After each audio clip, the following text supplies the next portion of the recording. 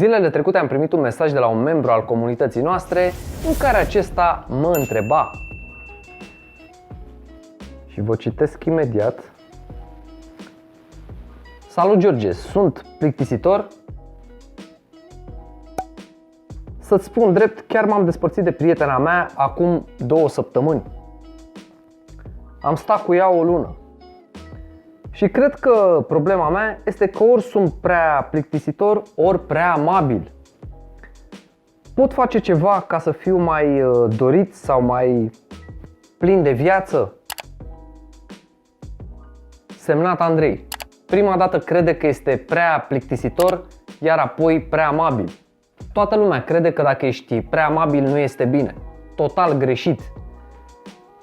Adevărul este că ea nu este atrasă de tine. Asta e realitatea. Una dintre marile noastre temeri care ne bântuie atunci când mergem în lume și socializăm cu alții este că putem fi de-a dreptul cu adevărat plictisitori câteodată. Dar vestea bună și un adevăr fundamental este că niciodată nu suntem cu adevărat plictisitori. Domnilor, avem un subiect destul de interesant azi, dar înainte să începem, nu uitați să dați un like, share și subscribe și follow la contul meu de Instagram, George Fragrance. Cum să nu fii plictisitor? 5 sfaturi pentru a fi mai interesant. Dacă ești interesat, să începem!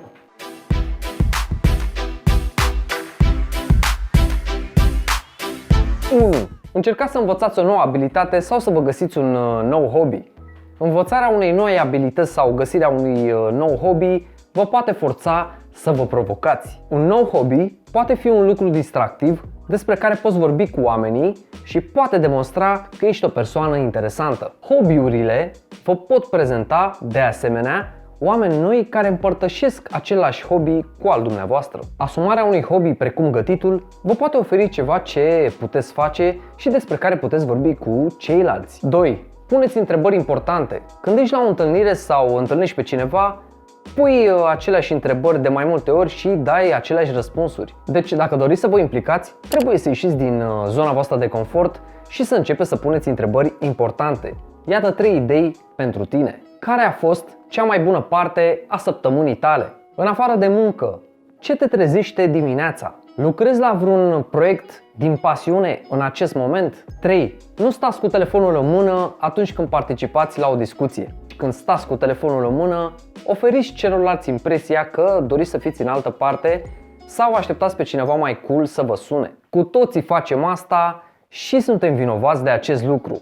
Lipsa telefonului te va ajuta să rămâi în momentul respectiv. 4. Călătorește către locații noi și incitante. Călătorind, îți lărgești perspectiva asupra vieții și îți oferă povești interesante pe care să le spui și altora. Căutați zboruri ieftine, s-ar putea să găsiți oferte spre locații exotice sau locale. Experimentați culturi noi. Participarea la diferite culturi vă poate lărgi orizonturile. 5. Demonstrați un simț al umorului. Faceți din râs o prioritate.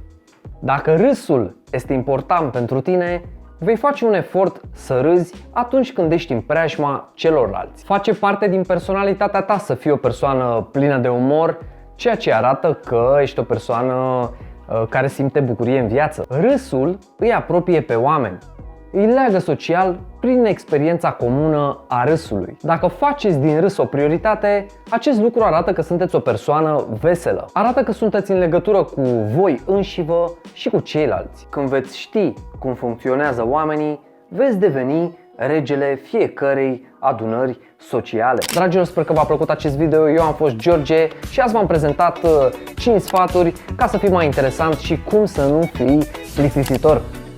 Dacă găsiți acest video util, nu uitați să dați un like, share și subscribe și follow la contul meu de Instagram, George Fragrance.